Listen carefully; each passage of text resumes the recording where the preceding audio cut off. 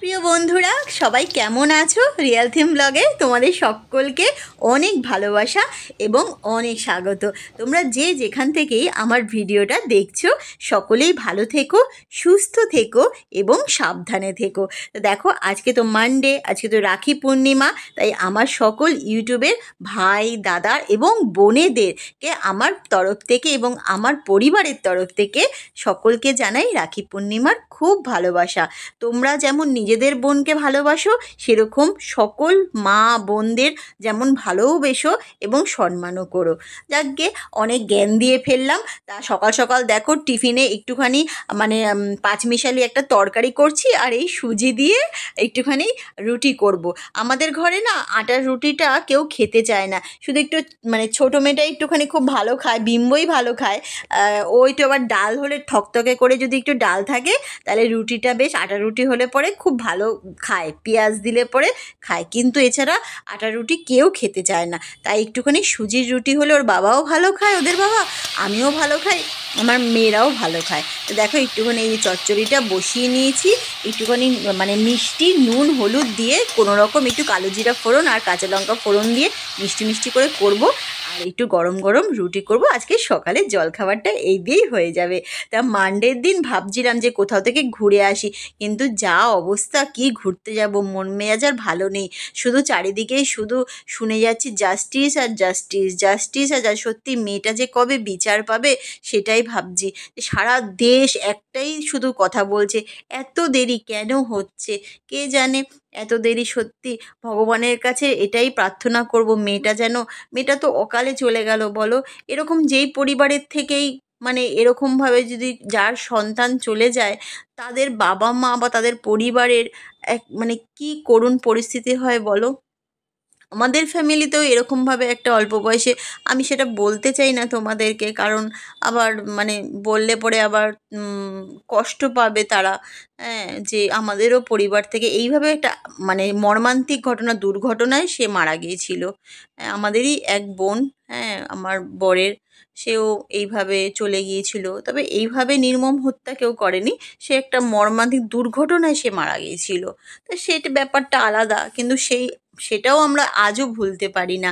আর এই মেয়েটাকে তো যেভাবে মেরে ফেলা হয়েছে, সেটা সারা দেশ কি সারা ওয়ার্ল্ড বোধহয় এখন পুরো সবসময় বাংলার দিকেই চোখ করে বসে আছে।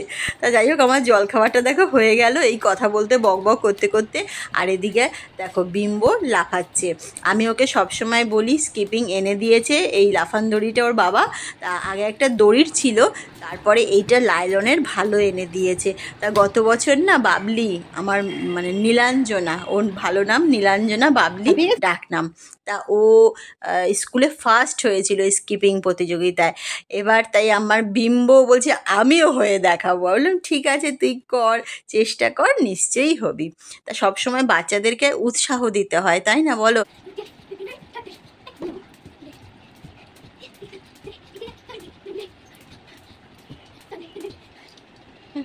এবার একটু বসো বসো বসো বসো, হাঁপিয়ে গেছে, বসো, একটু জল খাও, এবার একটু জল খাও দেখি।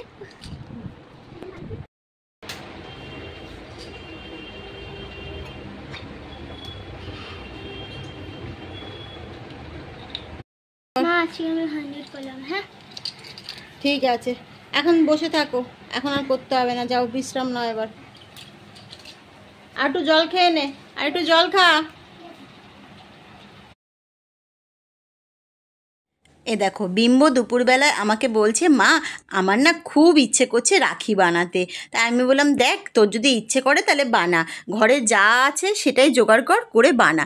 তারপরে দেখো, আমার কাছে এই হলুদ রঙের রিবনটা ছিল, আর এইগুলো যে দেখছো, এই ফুলগুলো সুন্দর করে স্টিকার, এগুলো ও প্রজেক্টের জন্য, স্কুলের জন্য কিনেছিল। তা আমি বললাম ঠিক আছে বানা, দেখ কত সুন্দর করে বানাতে পারিস, দেখবো।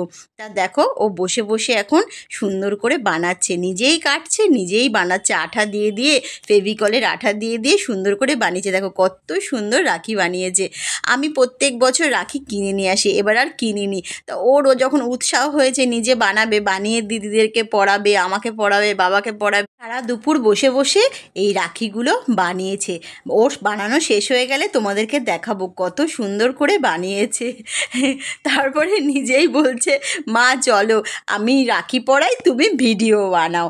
আর তুমি সুন্দর করে কিন্তু ভিডিও বানাবে, যেন সবাই দেখে বলে যে এটা বিম্ব বানিয়েছে, বলে দিও কিন্তু। হ্যাঁ হ্যাঁ ঠিক আছে, তুই বানা না, আমি বলে দেবো ঠিক সবাইকে। তারপরে বানিয়েছে, দেখো কত সুন্দর রাখি। আর এই বাবলিকে পড়াচ্ছে এখন। এবার বাবলি দেখো বিম্বকে পড়াচ্ছে। ওরা ছোটোর থেকেই আমি শিখিয়েছি যে বোন বোনকে পড়াবে, কারণ রাখি হলো ভালোবাসার প্রতীক। এখানে ভাইকেই পড়াতে হবে, দাদাকেই পড়াতে হবে তা কখনোই নয়। রাখি বন্ধন হলো একটা ভালোবাসার প্রতীক, তাই না? আজকের ব্লগটা তাহলে এই পর্যন্ত। সবাই ভালো থেকো, সুস্থ থেকো, সাবধানে থেকো। আবার একটা নতুন ব্লগ নিয়ে হাজির হব। ব্লগটা কীরকম লাগলো অবশ্যই কমেন্ট করে জানিও। আর যদি ভালো লাগে তাহলে কিন্তু আমার চ্যানেলটাকে সাবস্ক্রাইব করে আমার এবং আমার মেয়েদের পাশে অবশ্যই থেকো। Love you all.